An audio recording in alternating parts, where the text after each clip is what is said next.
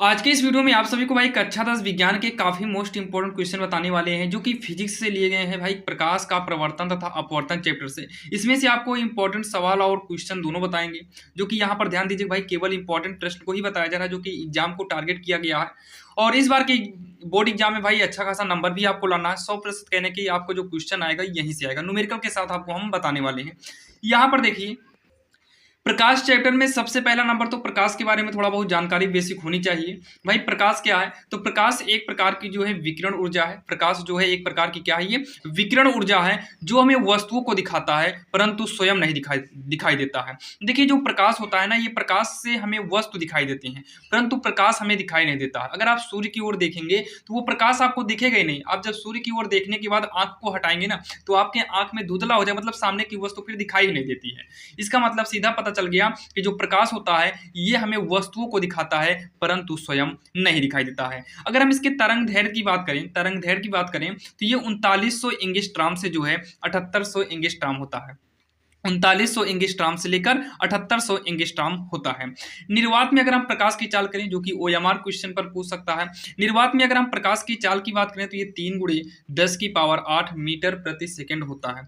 3 गुणे 10 की power 8 metre प्रति सेकंड होता है। ये हमारा हो गया प्रकाश की चाल हो गई। तो प्रकाश की चाल कितना होता है? 3 गुणे 10 की पावर 8 मीटर प्रति सेकंड हो गया। अब इसके बाद आता है भाई प्रकाश का प्रवर्तन हो गया। भाई प्रकाश के बाद क्या आएगा? प्रकाश का प्रवर्तन हो जाएगा। तो प्रकाश का प्रवर्तन की बात करें, देखिए प्रकाश का प्रवर्तन कब होता है? जब प्रकाश की कोई भी, मतलब जैसे मान लीजिए प्रकाश है, यानी कि जब प्रकाश किसी पालिशदार व चिकने तल पर गिरता है, मतलब जो लाइट है वो चिकने पर अगर गिरेगा ना तो अधिकांश मतलब चमकने लगता है। सीधा समझिए ना, जब प्रकाश किसी चिकने तल पर गिरता है तो चमकता है। चमकने का कारण ही है प्रकाश का प्रवर्तन। इसका परिभाषा कैसे लिखेंगे? जब प्रकाश किसी पालिशदार व चिकने तल पर गिरता है, जब प्रकाश किसी पालिशदार व चिकने तल पर गिरता है तो उसका अधिकांश भाग वापस लौट आता है। तो उसका अधिकांश भाग क्या होता है? वापस लौट आता है। प्रकाश के चिकने तल से टकराकर, प्रकाश के चिकने तल से टकराकर लौटने की इस प्रक्रिया को प्रकाश का परावर्तन कहते हैं। जैसे ये प्रकाश यहाँ से गया, ये मान लीजिए कोई शीशा रखा है, दर्पण है जो कि एकदम समतल में है, क्योंकि नीचे यहाँ पर कलई किया गया है, ये चिन्ह ही कलई है। तो प्रकाश जब यहाँ से यहाँ आएगा तो टकराने के बाद जिस एंगल से, यानी कि जिस कोण से आएगा उसी कोण से ये परावर्तन हो जाएगा, मतलब सीधा अपने ही मार्ग में लौट जाएगा। भाई ऊपर से आया था ऊपर ही लौट जाएगा। अब यहाँ पर प्रकाश के प्रवर्तन के नियम की बात करें तो प्रकाश के जो प्रवर्तन है इसके 2 नियम होते हैं। पहला नियम क्या होता है? देखिए, जब प्रकाश की किरण जब यहाँ पर आती है तो आने वाली किरण को हम लोग बोलते हैं आपतित किरण। आने वाली किरण को हम लोग क्या बोलेंगे? आपतित किरण। और जो ये लौट के चली जाती है इसको हम लोग बोलते हैं परावर्तित किरण। क्या होता है ये? परावर्तित किरण। आने वाली किरण को हम लोग बोलते हैं आपतित किरण और टकरा के लौट जाने वाली किरण को हम लोग क्या बोलते हैं? परावर्तित किरण। तो यहाँ पर देखिए वही इसमें है, देखिए आपतित किरण हो गया और परावर्तित किरण हो गया और अभिलंब, ये तीनों एक ही तल पर होते हैं, वही यहाँ पर लिखना है। तो आपतित किरण और आपतन बिंदु पर अभिलंब, आपतन ये बिंदु है तो आपतन बिंदु पर अभिलंब, आपतित किरण आपतन बिंदु पर अभिलंब अभिलंब अभिलंब तथा परावर्तित किरणें, ये तीनों एक ही तल पर होते हैं, ये तीनों एक ही तल पर स्थित होते हैं।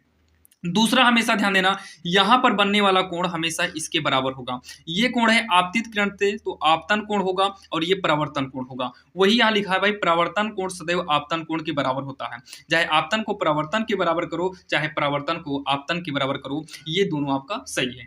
तो चलिए देखते हैं आगे जो है। ध्यान दीजिएगा, जितने भी हम क्वेश्चन बता रहे हैं काफी आसान भाषा में बताएंगे। यहाँ पर देखिए प्रतिबिंब की बात करें तो भाई प्रतिबिंब कितने प्रकार के होते हैं? 2 प्रकार के होते हैं। देखिए प्रतिबिंब की परिभाषा आपको नेक्स्ट पार्ट में बता देंगे, बाकी आप लोग प्रतिबिंब की परिभाषा एक बार बुक से आप लोग भाई देख लीजिएगा। तो यहाँ प्रतिबिंब की बात करें तो प्रतिबिंब कितने प्रकार के होते हैं? प्रतिबिंब जो है ये 2 प्रकार के होते हैं। एक वास्तविक प्रतिबिंब होता है, दूसरा आभासी प्रतिबिंब होता है। ठीक, एक वास्तविक प्रतिबिंब होता है और दूसरा आभासी प्रतिबिंब होता है। अब यहाँ पर देखिए, अगर हम प्रतिबिंब की परिभाषा की बात करें, देखिए जब हम दर्पण के सामने कोई भी वस्तु रखते हैं, प्रतिबिंब में जब हम दर्पण का मतलब शीशा, दर्पण के सामने कोई भी वस्तु रखते हैं तो उसका जो है आकृति बन जाती है, तो उस आकृति को ही प्रतिबिंब बोलते हैं। जैसे कोई दर्पण हो, दर्पण के सामने कोई वस्तु रख दिया जाए तो उसका प्रतिबिंब, जैसे ये पेन है तो इसका प्रतिबिंब आपके सामने दिखाई दे रहा है, तो ये इसका क्या दिखाई, मतलब इसकी आकृति आपको दिखाई दे रही है, तो ये प्रतिबिंब है, रियल में आपको नहीं दिखाई दे रहा है। ठीक, तो ये आपका प्रतिबिंब हो गया। जो आप ये सब देख रहे हैं भाई, ये प्रतिबिंब के माध्यम से ही देख रहे हैं। प्रतिबिंब क्या हो, कितने प्रकार के होते हैं? 2 प्रकार के होते हैं। अच्छा, प्रतिबिंब की परिभाषा फिर से सुनिएगा। जब हम दर्पण के सामने कोई वस्तु रखते हैं तो उस वस्तु की आकृति बन जाती है, जिसे हम प्रतिबिंब कहते हैं। तो प्रतिबिंब 2 प्रकार के होते हैं, एक वास्तविक प्रतिबिंब होता है और दूसरा आभासी प्रतिबिंब होता है। ऐसा प्रतिबिंब जो वास्तव में बने वास्तविक प्रतिबिंब, ऐसा प्रतिबिंब जो वास्तव में ना बने उसे आभासी प्रतिबिंब कहते हैं। जैसे उदाहरण के लिए मान लीजिए भाई आप 2-3 दोस्त हैं, चलिए थोड़ा कहानी सुन लेते हैं। जैसे मान लीजिए आप 2-3 दोस्त हैं, आपके यहाँ से मान लीजिए आप जहाँ पर हैं ये पॉइंट है, आप जहाँ पर हैं, और मान लीजिए यहाँ से हमें जाना है, इस पॉइंट तक जाना है। मान लीजिए किसी कारणवश मान लो आपको निमंत्रण खाने जाना है। अब यहाँ पर भाई कैमरे में आपको ये लग रहा है, मान लो ये डिस्टेंस है और इसका 2 रास्ता है। एक रास्ता मान लो घर से निकलने के बाद एक रास्ता ऐसे गया है और एक रास्ता इधर से कट कर ऐसे घूम टहर के इधर आया है, और दूसरा रास्ता मान लो इधर से आया हो, ऐसे घूम टहर के गया हो। अब मान लीजिए आप 2 या 4 दोस्त हैं, 4 दोस्त हैं, 2 लोग आप इधर चले जाइए, इधर मान लीजिए यहाँ से निकलिए, और 2 लोग इधर से चले जाएं और 2 लोग आप इधर से चले आओ। कहाँ से? 2 लोग इधर चले आइए। निमंत्रण जाना कहाँ पर है? यहाँ पर जाना है। ध्यान सुनिएगा, 2 लोग इधर से आइए, 2 लोग इधर से आइए, एक-एक बाइक लेकर आराम से चल दीजिए भाई। एक बाइक से 2 लोग इधर और एक बाइक से 2 लोग इधर चले जाओ, और यहाँ निमंत्रण पहुंचना है। मान लीजिए बाई चांस आप यहाँ से 2 लोग गए और यहाँ पर आपकी गाड़ी पंचर हो गई। गाड़ी क्या हो गई भाई? बिगड़ गई, खराब हो गई, यानी कि पंचर हो गई। अब यहाँ पर आप रुकिए और मान लो सौभाग्य की बात हो या दुर्भाग्य की बात हो भाई, यहाँ पर जाने के बाद ये भी यहाँ पहुंचते पहुंचते इनकी भी गाड़ी क्या हो जाए? पंचर हो जाए या फिर खराब हो जाए। ये डिस्टेंस आपको नजदीक है भाई, तो डिस्टेंस मान लो दूर है, नहीं तो भाई इतना तो गाड़ी वैसे भी ढंगा के लोग जा सकते हैं, ये नहीं, मतलब डिस्टेंस में है। अब क्या होगा, ये यहाँ पर जो 2 व्यक्ति रहेंगे, मतलब 2 दोस्त रहेंगे, मान लो जैसे कॉल ना किए, तो ये आपस में, मतलब ये दोनों आपस में क्या विचार करेंगे पता है? इनको लगेगा कि वो जो गए हैं दोनों, वो जाके खाना खा रहे हैं, रसगुल्ले को खा रहे हैं। लेकिन ऐसा रियल में नहीं है। ये आभास करेंगे कि वो दोनों पहुंच गए होंगे और रसगुल्ला यानी कि खाना खाने लगे होंगे, और हम लोग यहाँ फंसे पड़े हुए हैं। और ये भी यही सोचेंगे कि ये दोनों जाके वहां पर भाई ऐश कर रहे होंगे और हम यहाँ पर फंसे हुए हैं। तो ये जो कल्पना आई है ना, इसी को आभासी प्रतिबिंब बोलते हैं। मतलब जो इमेजिनेशन होता है ना, जो आभास करते हैं, उसी को बोलते हैं आभासी प्रतिबिंब बोलते हैं। अब उसके बाद आता है गोलीय दर्पण। गोलीय दर्पण क्या होता है? गोलीय दर्पण कांच के खोखले भाग का, मतलब गोलीय दर्पण कांच के खोखले गोले का काटा हुआ एक छोटा सा भाग होता है। तो गोलीय दर्पण 2 प्रकार के होते हैं, एक होता है अवतल दर्पण और दूसरा होता है उत्तल दर्पण। अवतल दर्पण आपका ये होता है जो बीच में दबा हो और किनारों पर उठा हो, उसे अवतल दर्पण कहते हैं। और उत्तल दर्पण में क्या है? जो बीच में उठा हो और किनारों पर दबा हो, उसे हम बोलते हैं उत्तल दर्पण बोलते हैं। अब यहाँ पर देखिए, गोलीय दर्पण के लिए जो है यूवीएफ में जो संबंध का सूत्र होता है वो 1/u होता है, प्लस में 1/v बराबर का 1/f होता है। यहाँ पर देखिएगा, u को हम लोग वस्तु की दूरी बोलते हैं, वस्तु की दूरी हम लोग u से दिखाते हैं, ये ध्यान दीजिएगा, जिसकी जरूरत अभी आपको पड़ेगी। v जो होता है ये प्रतिबिंब की दूरी है। v क्या है? ये हमारा जो है प्रतिबिंब की दूरी है। v क्या है? ये हमारा प्रतिबिंब की दूरी है। अगला क्या है? यफ क्या है भैया? यफ जो है ये हमारा फोकस दूरी है। यफ क्या है? यफ हमारा जो है ये फोकस दूरी है। यू क्या है? प्रतिबिंब की वस्तु की दूरी है। वी क्या है? प्रतिबिंब की दूरी है। और यफ क्या है? फोकस दूरी है। यम को जो है आवर्धन बोला जाता है, ध्यान दीजिएगा। यम क्या है? आवर्धन है, और यम बराबर होता है -v/u, ये इसका फार्मूला होता है। और यहाँ पर देखिए ये क्या है? आई डैश जो है ये प्रतिबिंब की लंबाई है। ये क्या है भाई? प्रतिबिंब की लंबाई है। ध्यान दीजिएगा, यहाँ पर प्रतिबिंब की दूरी था और ये प्रतिबिंब की लंबाई है, ध्यान देना। और ये जो है ये वस्तु की लंबाई है। क्या है? वस्तु की लंबाई है, ये वस्तु की लंबाई है। अब यहाँ पर रेखीय आवर्धन को फाइनल रूप से अगर करें तो यम बराबर -v/u होगा, आई डैश बटे ओ डैश होता है, ध्यान देना ये है। और बाकी इसके सूत्र का निगमन जो है आपको नेक्स्ट पार्ट में करा देंगे, जो कि काफी आसान तरीके से कराएंगे। बाकी चलिए अभी जो है इसमें के भाई सवाल को देख लेते हैं। अब यहाँ पर देखिए आपको न्यूमेरिकल भाई 2-4 बता दे रहे हैं, आप इन 2-4 न्यूमेरिकल को देख लीजिए। कंफर्म कह रहे हैं कि इसके अलावा कहीं और से नहीं आएगा, लेकिन हम आपको यही कहेंगे कि इस न्यूमेरिकल को आप लोग समझने की कोशिश करिएगा भाई, समझिएगा, रटने की कोशिश नहीं करना है। सबसे पहले तो यहाँ एक अवतल दर्पण की, सबसे पहले ये चेक करो किसकी बात किया, तो ये अवतल दर्पण की बात किया है। बाकी लेंस वाला आपको नेक्स्ट पार्ट में बता देंगे, क्योंकि भाई छोटा छोटा ही वीडियो बनाते हैं, गाँव में नेटवर्क की प्रॉब्लम होती है, जहाँ से वीडियो को अपलोड करना बहुत दिक्कत हो जाता है, तो भाई छोटा छोटा ही वीडियो बन पाएगा। और मोबाइल भी भाई 364 की भी नहीं है, 332 की है, तो 32 में इतना भाई हाई क्वालिटी का वीडियो भी नहीं बन पाता है। तो चलिए यहाँ पर देखिए, बाकी अगर आपको लॉन्ग वीडियो चाहिए तो आप RSL इंग्लिश ग्रामर नामक एक चैनल है, वहां पर जा सकते हैं, वो भी अपना ही चैनल है, वहां पर आपको लॉन्ग वीडियो मिल जाएंगे। तो देखिए अवतल दर्पण के लिए है, तो यहां पर हम लिखेंगे अवतल दर्पण के लिए, अवतल दर्पण के लिए। देखिए अवतल दर्पण के लिए, अवतल दर्पण के लिए यहाँ पर देखिए दिया है वक्रता त्रिज्या दिया है। तो वक्रता त्रिज्या को हम लोग आर से दिखाते हैं। वक्रता त्रिज्या को हम किससे दिखाएंगे? आर से, क्योंकि त्रिज्या आ गया तो भाई त्रिज्या को किससे दिखाएंगे? हम आर से दिखाएंगे। तो यहाँ पर लिखेंगे वक्रता त्रिज्या, वक्रता त्रिज्या आर बराबर कितना हो जाएगा? 20 सेंटीमीटर हो जाएगा। देखिए वस्तु की दूरी को हम यू से दिखाते हैं, प्रतिबिंब की दूरी को वी से दिखाते हैं और फोकस दूरी को एफ दिखाते हैं। और यही हमें फार्मूले में यही हमें तीन चीज चाहिए, जो कि अगर ये अवतल की बात करेगा, सुनिएगा, अगर अवतल की बात करेगा तो इसको तीनों माइनस में रहेगा, तीनों क्या रहेगा? माइनस में रहेगा। अगर यही उत्तल की बात करता है तो पहला माइनस में रहेगा, बाकी सब प्लस में, मतलब वस्तु की दूरी माइनस रहेगा, बाकी सब प्लस में रहेगा। लेकिन यहाँ बात किसकी किया है? यहाँ बात किया है अवतल की, और अवतल के लिए सब क्या होता है? माइनस। तो आर बराबर क्या हो गया? माइनस का 20 हो गया। यहाँ पर त्रिज्या है, अब हमें यहाँ पर त्रिज्या से ही फोकस निकल कर आता है। फोकस दूरी का फार्मूला होता है r/2 होता है। तो r कितना है? माइनस का 20 है बटे में 2, इसको काटेंगे तो आएगा -10। तो f कितना आ गया? माइनस का 10 सेंटीमीटर आ गया। f कितना हो गया? माइनस का 10 सेंटीमीटर हो गया। अब उसके बाद कोई वस्तु अवतल दर्पण से 15 सेंटीमीटर की दूरी पर रखी है। ये 15 सेंटीमीटर की जो दूरी पर रखा है ना, ये कोई वस्तु रखी है भाई। तो यहां पर हो जाएगा वस्तु की दूरी, यहां पर हम लिखेंगे वस्तु की दूरी। वस्तु की दूरी को हम u से दिखाते हैं। u बराबर कितना है? 15 है, जो कि -15 सेंटीमीटर रहेगा, क्योंकि अवतल के लिए माइनस का यूज करते हैं। ध्यान देना, जो गिनती है वो माइनस में ही लिखी जाएगी। बोला है दर्पण से वस्तु के प्रतिबिंब की दूरी, जो वस्तु है उस वस्तु का जो प्रतिबिंब बना होगा उस प्रतिबिंब की दूरी बताना है। तो हम प्रतिबिंब की दूरी v बराबर क्वेश्चन मार्क करेंगे। बाकी भाई प्रतिबिंब की दूरी को v से दिखाते हैं, इसके पहले आपको हम बताए थे। अब यहाँ पर इतना कहने के बाद हम यूज करेंगे दर्पण सूत्र से। तो यहाँ पर क्या लिखेंगे हम? दर्पण सूत्र से। दर्पण का सूत्र क्या होता है? 1/u प्लस 1/v इक्वल का 1/f। यहाँ पर देखिए 1/u कितना है? u है माइनस का 15 प्लस में 1/v, v कितना है भाई? v तो हमें निकालना ही है 1/f। f कितना है? ये है माइनस का 10 है। कितना है? माइनस का 10 है। तो ये होगा 1/v इक्वल, माइनस ऊपर चला गया 1/10, ये माइनस में है, इक्वल के इधर ले आएंगे तो ये प्लस में हो जाएगा 1/15 हो जाएगा। क्या हो जाएगा? 1/15 हो जाएगा। अब देखिए 1/v इक्वल 10-15 का लघुत्तम लेंगे तो ये 30 आएगा, 10 तिहाई 30 यानी कि -3 हो जाएगा, प्लस में 15 दूनी 30 यानी कि 2 हो जाएगा। 1/v इक्वल -1/30 होगा, तिरछा गुणा कराएंगे तो v का नाम v होगा और 30 का नाम 30, एक तरफ माइनस कर दो तो v बराबर कितना आ गया? -30 सेंटीमीटर हो गया। लास्ट में आपको क्या लिखना है? अतः दर्पण से प्रतिबिंब की दूरी, दर्पण से प्रतिबिंब की दूरी 30 सेंटीमीटर होगी।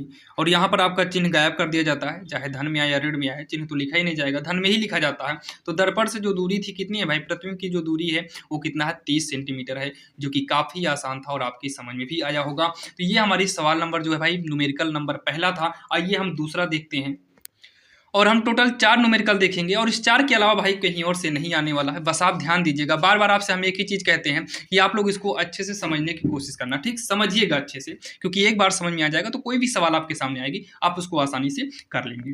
जैसे यहाँ पर देखो दिया है 20 सेंटीमीटर वक्रता त्रिज्या वाले, तो सेम वैसे है 20 सेंटीमीटर वक्रता त्रिज्या, आर बराबर कितना है? 20 सेंटीमीटर है। वो भी माइनस होगा प्लस होगा, ये क्लियर कर लो, अवतल दर्पण की बात है तो यहीं पर लिख दिया करो आप लोग अवतल दर्पण। जिस दर्पण की बात करें, दर्पण की बात करें तो दर्पण, लेंस की बात करें तो लेंस, तो अवतल दर्पण के लिए यहां पर हम लिखेंगे अवतल दर्पण के लिए। तो r बराबर हो गया -20 सेंटीमीटर। तो f बराबर क्या होता है? r/2, r के जगह हम -20 करेंगे बटे का 2, तो 2 × 2 होगा, 2 दहमा 20 यानी कि ये -10 सेंटीमीटर आएगा। कितना आएगा? -10 सेंटीमीटर आएगा। फिर उसके बाद जो है अवतल दर्पण के सामने 5 सेंटीमीटर की दूरी पर, 5 सेंटीमीटर की दूरी पर एक मोमबत्ती रखी जाती है। देखिए 5 सेंटीमीटर की दूरी पर अगर कोई मोमबत्ती रखी जा रही है, इसका मतलब मोमबत्ती वस्तु है, वस्तु की दूरी हो गया। वस्तु की दूरी u बराबर कितना हो जाएगा? -5 सेंटीमीटर, और अवतल दर्पण के लिए सबका सब माइनस लिखेंगे। फिर उसके बाद मोमबत्ती का इस स्थिति कि में प्रतिबिंब कहाँ पर बनेगा। मतलब प्रतिबिंब कहाँ पर बनेगा, इससे क्या पता चलता है कि हमें प्रतिबिंब की दूरी बताना है, मतलब कहाँ बनेगा प्रतिबिंब की दूरी। तो यहाँ पर दर्पण सूत्र से हम आएंगे तो 1/u प्लस में 1/v इक्वल का 1/f हो जाएगा। 1/u कितना है -5 है, प्लस में 1/v इक्वल का 1/f कितना है -10 है। तो ये हो जाएगा 1/v इक्वल माइनस में 1/10, ये माइनस में 1/5 है, इधर आएगा तो प्लस का 1/5 हो जाएगा। इसको हम सॉल्व करेंगे 1/v इक्वल 10 और 5 का हम जब लासा लेंगे, 10 5 का लासा कितना आएगा 50 आएगा। 10 पचे 50 यानी कि 5 का नम 5 होगा, प्लस में 5 दहामा 50 यानी कि 10 करेंगे। 1/v इक्वल का ये हो जाएगा 5/50 होगा, 5 का नम 5 दहाम 50 हो जाएगा। ठीक है, v का नम v हो जाएगा, इधर से करेंगे 10 सेंटीमीटर, ये कितना आएगा 10 सेंटीमीटर आएगा। और लास्ट में हम लिख देंगे प्रतिबिंब 10 सेंटीमीटर बनेगा, लेकिन यहाँ पर प्लस है तो प्लस से आभासी बनेगा, तो यहाँ पर लिखेंगे आभासी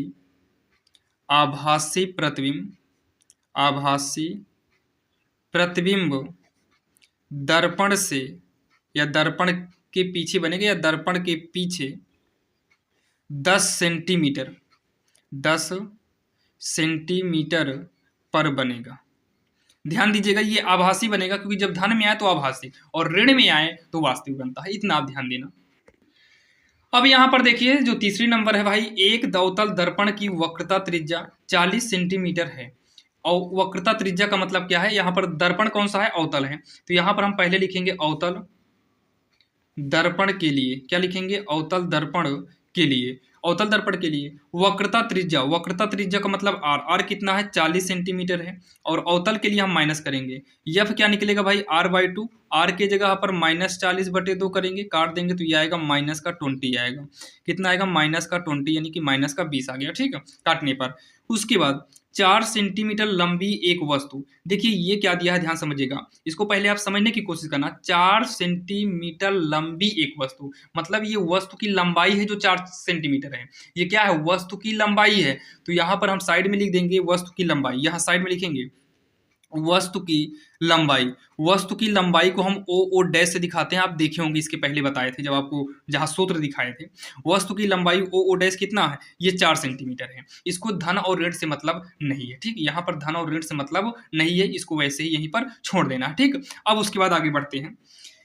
दर्पण से 30 सेंटीमीटर की दूरी पर है, दर्पण से 30 सेंटीमीटर की दूरी पर, मतलब ये जो 4 सेंटीमीटर जो लंबी वस्तु है ना, ये जो वस्तु है, ये वस्तु 30 सेंटीमीटर दूरी पर है, मतलब वस्तु की दूरी कितना है 30 सेंटीमीटर। तो ध्यान देना यू वी एफ वाला सब तो माइनस में ही लिखा जाएगा।